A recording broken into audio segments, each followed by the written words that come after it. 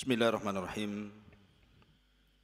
Assalamualaikum warahmatullahi wabarakatuh. Bihamdillahi wassalatu wassalamu ala rasulillah wa ala alihi wa sahbihi wa mawalah wa la hawla wa la quwata illa billahi wa ba'du. Qala Allahu azza wa jalla ya ayyuhalladzina amanu taqullaha haqqa tuqatih wa la tamutunna illa wa antum muslimun. Wa qala sallallahu alaihi wasallam man salaka tariqan yaltamisu fihi ilma sahhalallahu bihi tariqan ilal jannah. Amma ba'du. Ma'asyiral muslimin yang dimuliakan Allah Subhanahu wa taala, alhamdulillah di malam hari ini kembali kita bisa dipertemukan lewat media sebagaimana kita dipertemukan Allah lewat media ini di dunia. Semoga Allah Subhanahu wa taala juga pertemukan kita di surganya kelak, amin ya rabbal alamin. Salawat dan salam tentunya kita hadiahkan kepada Rasul kita Nabi besar Muhammad sallallahu alaihi wa ala alihi wasallam. Tema yang kita akan bahas di malam hari ini adalah hewan yang diciptakan oleh Allah Subhanahu wa taala dari syaitan, dari jin, tetapi boleh dimakan oleh manusia. Hewan apa ini? Apakah betul ada hewan yang diciptakan dari syaitan? Apakah ini sebuah fakta atau hakikat? Kalau memang ini bukan sebuah fakta tapi sebuah khurafat, kenapa pula kemudian Nabi SAW mengisyaratkan bahwa ada hewan yang diciptakan dari syaitan? Tapi kalau memang ini adalah tidak benar, lalu bagaimana menyikapi hadis Nabi SAW yang saya akan baca? Dan hewan apa yang dimaksud bahwa ada hewan tercipta dari syaitan ini? Dan bagaimana pandangan para ulama tentang hewan ini? Ma'asyiral muslimin yang dimuliakan Allah Azza wa Jalla, karena ada hadis dari sahabat Bara bin Azib radhiyallahu anhu. Qala, dia mengatakan, su'ilan Nabi sallallahu alaihi wasallam 'anis salati fi mabarikil ibili. Dari Bara bin Azib radhiyallahu an, Rasul bersabda atau ditanya tentang salat di tempat perehatan unta. Maka Rasul SAW mengatakan, la tusallu fi mabarikil ibil.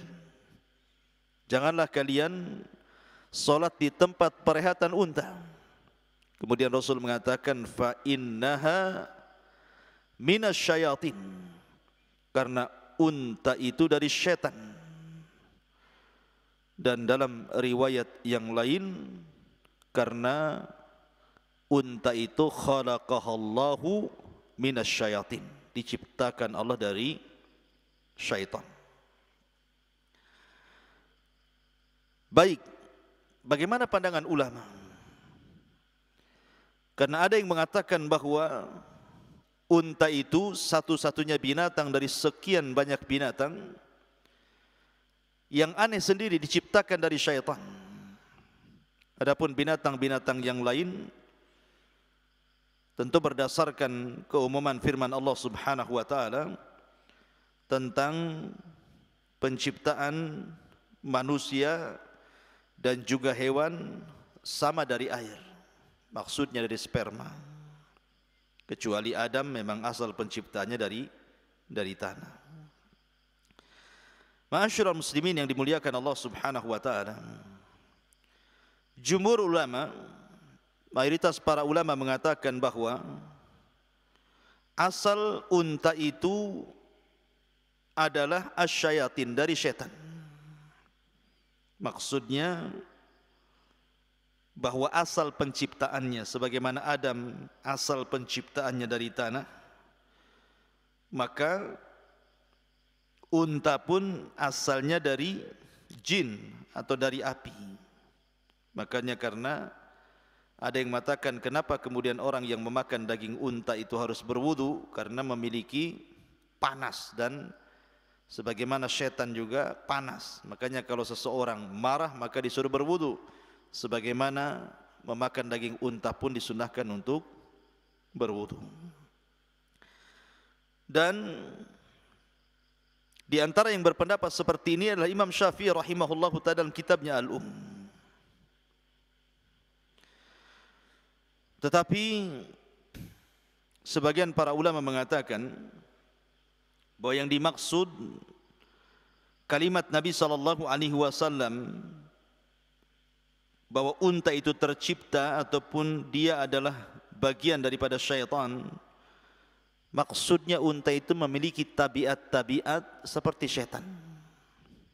Jadi unta itu memiliki tabiat-tabiat dibandingkan hewan-hewan yang lainnya. Dia seperti syaitan. Dia mudah marah, pendendam. Kemudian kalau ada orang yang menyakitinya, dia tidak akan lupa dengan orang itu. Ya. Sama ketika Nabi SAW bicara tentang kalbul aswad, anjing hitam. Kenapa Rasul mengatakan anjing hitam itu dari syaitan? Karena anjing hitam ini berbeda tabiatnya dengan anjing-anjing yang berwarna lain. Keluar dari tabiat anjing-anjing berwarna lain, makanya Rasul mengatakan bahwa anjing hitam itu dari syaitan. Bukan berarti kemudian dia syaitan gitu ya. Sama kalau kita menyebut anak yang nakal sekali, sampai orang tuanya menyebutnya anaknya setan. Nah, dia kan bukan setan, mungkin dia berbeda dengan anak-anak yang lain, dia melampau sekali dalam kenakalannya gitu ya. Jadi maksudnya di sini tabiatnya, bukan penciptanya dia dari syaitan. Karena sebagian orang yang berpendapat seperti ini, karena kalau seandainya kemudian betul-betul tercipta dari syaitan, unta ini jelas akan menyelisihi pertama firman Allah Subhanahu wa taala. Di mana Allah Subhanahu wa taala berfirman dalam surah Nur, "Wallahu khalaqa kulla dabatin mimma'in." Dalam surah Nur, dan Allah menciptakan segala sesuatu dari dabah. Dabah itu artinya binatang melata yang merayap di perut bumi, adalah dari air. Maksudnya air di sini adalah air sperma gitu maksudnya. Kemudian juga orang yang menolak bahwa setan itu unta itu tercipta dari setan, karena tidak ada ceritanya setan melahirkan unta atau unta melahirkan setan. Sehingga tidak mungkin kemudian dikatakan unta itu lahir dari syaitan. Yang ketiga, karena mustahil kalau unta itu dari syaitan, kenapa Nabi SAW pernah solat di atas unta dan pernah menjadikan sutrah bagi Nabi SAW. Bahkan pernah khutbah ketika haji dan umrah di atas unta. Bagaimana pula kemudian dia dari syaitan. Sementara kalau seseorang lewat di depan orang solat saja, kemudian kita disuruh menghalaunya, kalau dia memaksa maka kita boleh menyerang dia karena dia adalah syaitan gitu ya. Kenapa Nabi SAW kalau memang unta dari syaitan, kenapa pula solat menghadap unta gitu? Padahal kalau seandainya unta itu adalah syaitan, maka dari sini menunjukkan bahwa yang dimaksud unta itu dari syaitan artinya tabiatnya seperti tabiat syaitan. Dia berbeda dengan tabiat-tabiat binatang yang lainnya. Wallahu a'lam. Ma'asyiral muslimin yang dimuliakan Allah Subhanahu wa taala, dan kita tahu bahwa secara umum bahwa binatang itu lebih dahulu diciptakan dibandingkan manusia. Dan itu berdasarkan hadis Nabi sallallahu alaihi wasallam, khalaqallahu azza wa jal at-turbata yawma as-sabti wa khalaqa fiha al-jibala yawma al-ahadi wa khalaqa asy-syajara yawma al-itsnaini wa khalaqa al-maqruh yawma ats-tsulatsa wa khalaqa an-nur yawma al-arbi'a wa batha fiha ad-dawab yaumal khamis wa khalaqa Adam alaihi salam ba'dal asri min yaumil jum'ah fi akhiril khalqi fi akhiri sa'atin min sa'atil jum'ati fima bainal asri ilal laili. Allah Subhanahu wa taala menciptakan tanah pada hari Sabtu, menciptakan gunung di hari Ahad, menciptakan pepohonan di hari Senin, menciptakan hal-hal yang dibenci keburukan di hari Selasa, menciptakan cahaya di hari Rabu, mengembangbiakkan hewan-hewan di hari Kamis, menciptakan Adam setelah asar di hari Jumat pada akhir ciptaan di saat akhir hari Jumat antara asar sampai malam. Sini menunjukkan bahwa binatang lebih dulu dibandingkan penciptaan manusia. Ma'asyiral muslimin yang dimuliakan Allah Subhanahu wa taala. Lalu apa hikmahnya? Kenapa Allah menciptakan hewan itu? Maka kita lihat dalam beberapa ayat dalam Al-Quran, di antaranya Allah sebutkan dalam surah An-Nahl ayat 1, 2 dan juga ayat 3. Allah mengatakan wal khayla wal bighala wal hamira litarkabuha wa zina wa yakhluqu ma la ta'lamun. Dan dia telah menciptakan kuda, bighal dan keledai agar kamu menungganginya dan menjadikannya perhiasan, dan Allah menciptakan apa yang kamu tidak ketahui. Artinya bahwa di antara faedah Allah menciptakan binatang itu supaya kita bisa menggunakannya untuk jadikan tunggangan, berjalan ke sana kemari. Dulu belum ada mobil, orang pakai kuda, pakai unta. Atau mungkin zina, perhiasan. Orang suka burung, ditempel, dikurung, dilihat warnanya, kemudian suaranya dan begitu seterusnya. Kemudian juga Allah mengatakan wal an'am khalaqaha lakum fiha dif'un wa manafi'un wa minha ta'kulun. Dan hewan ternak telah diciptakannya untuk kamu, padanya ada bulu yang bisa menghangatkan kamu. Dulu kulit binatang untuk jaket gitu ya, supaya hangat badan kita. Kemudian juga berbagai macam manfaat. Dan sebagiannya kamu makan. Kita bisa makan dari binatang itu. Kemudian juga ayat yang lain, wa huwallazi sakharal bahra litakulu minhu lahman tariyan wa tastakhriju minhu hilyah talbasunaha wa taral fulka mawakhira fihi wa litabtagu min fadlihi wa la'allakum tashkurun.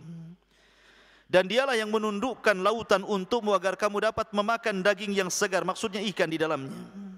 Kemudian diambilnya dari lautan itu perhiasan yang bisa kamu pakai. Kamu juga melihat perahu berlayar padanya, dan agar kamu mencari sebagian karunia-Nya, dan agar kamu bersyukur, dan banyak lagi manfaat dan faedah binatang itu diciptakan. Tetapi memang unta ini berbeda dengan binatang-binatang yang lainnya. Karena Allah banyak menyebut dalam Al-Quran tentang binatang unta ini, bahkan dijadikan renungan. Sebagaimana Allah mengatakan, afala yanzuruna ilal ibili kaifa khuliqat. Tidakkah kau lihat bagaimana unta Allah ciptakan itu? Banyak kuasa-kuasa Allah ada pada unta yang menunjukkan bahwa di sana ada sang pencipta yang menciptakannya. Di mana unta bisa bertahan berbulan-bulan tanpa minum di padang pasir. Kalau pergi dia tahu tempat jalannya. Kalau dia benci dengan orang, dia akan terus mengingati dan tidak pernah melupakannya, dan begitu seterusnya. Tapi dia pun bisa tunduk kepada anak kecil kalau itu adalah pemiliknya. Luar biasa unta, dijelaskan di dalam Al-Quranul Karim. Intinya bahwa unta yang dikatakan oleh sebagian orang dia adalah tercipta dari syaitan adalah tidak benar. Karena keumuman firman Allah Azza wa Jalla bahwa setiap binatang itu dicipta dari air. Walaupun ada yang mengatakan maksud air di sini adalah sperma. Ada juga yang mengatakan unsur penciptaan binatang itu bagiannya adalah air. Tapi yang jelas bahwa dia bukan tercipta dari syaitan. Adapun hadis Nabi yang mengatakan dia dari syaitan, sekali lagi saya katakan maksudnya adalah tabiatnya. Jadi tabiatnya menyerupai syaitan. Makanya kenapa orang tidak boleh salat di tempat rehatnya unta, bahkan orang yang makan daging unta saja disuruh untuk berwudu. Wallahu a'lam. Mudah-mudahan ada manfaatnya. Subhanakallahumma bihamdika asyhadu an la ilaha illa anta astaghfiruka wa atubu ilaik. Allahu ta'ala. Assalamualaikum warahmatullahi wabarakatuh.